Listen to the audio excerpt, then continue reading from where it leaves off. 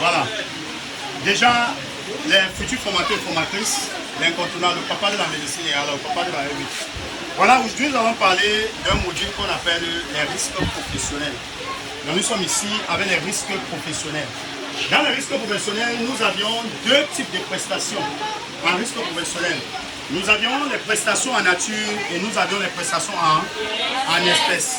Lorsqu'on parle par exemple des prestations en nature, les prestations en nature comme exemple, nous avions les frais de transport, nous avions les frais de rééducation, nous avions les frais de prothèse, les frais d'orthopédie et ici nous avions les frais de réadaptation fonctionnelle. Voilà les prestations en nature.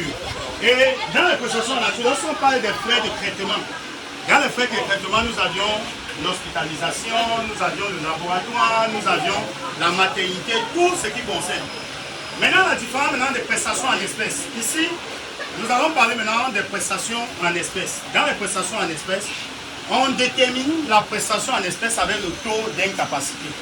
On détermine la prestation en espèces avec le taux d'incapacité. Maintenant, si on vous demande par exemple à l'examen officiel, la différence qui existe entre prestations en nature et prestations en espèces.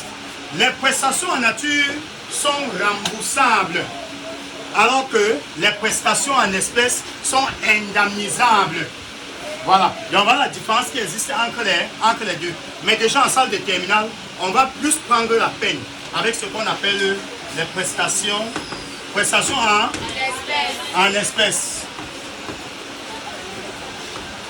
Voilà, nous allons plutôt parler des prestations en espèces. Ici, donc déjà en terminale là, ce que vous allez bien maîtriser ici, ce sont les prestations en espèces.